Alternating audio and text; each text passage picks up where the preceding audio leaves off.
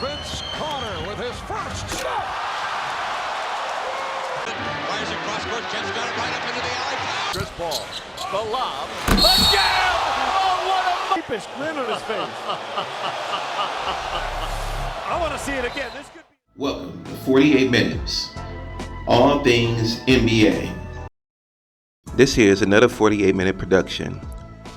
Make sure you smash that like button, comment, and subscribe. We're going to talk about the process, why it did not work, where they went wrong. Philadelphia 76ers in 2013 drafted Nerlens Noel, a big man with limited offensive capability and knee issues. They traded Drew Holiday to the New Orleans Pelicans for Nerlens Noel and their 2014 pick. It was actually a good trade because in 2014 they would end up drafting Joel Embiid. In 15, they already had Joel Embiid and Nerlens Noel. They drafted Jahlil Okafor with the number 3 overall pick. Many draft insiders pegged Devin Booker as the most NBA ready. They could have traded down and drafted Devin Booker. In the 2016 draft, they drafted Ben Simmons, who was supposed to be the next LeBron. He can play D, he can rebound, he can pass. Can't shoot free throws. He doesn't want the ball in his hands as a point guard in the game's crucial minutes, the last 2, 3, 4 minutes of the fourth quarter. He had confidence issues. Very, very serious confidence issues. In 2017, somehow they got tricked into drafting Markelle Fultz with the number 1 overall pick instead of Jason Tatum. Their problems and the Laker problems are mirror images. This is not a process.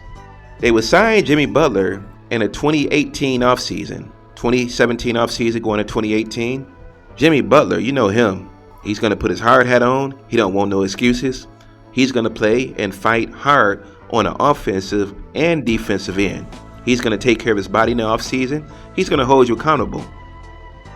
Because he's seen the weakness in one of the key pegs on that team, being Ben Simmons, they had to part ways.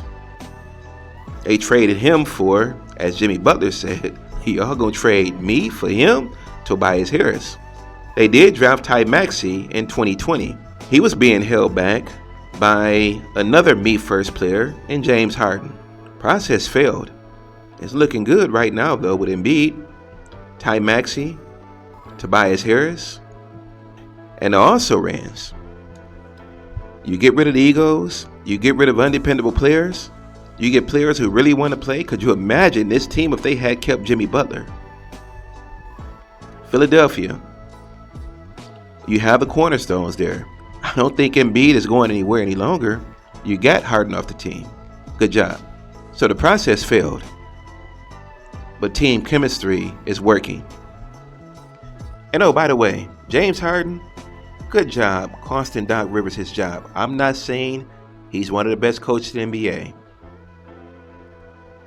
but you knew that you wanted out.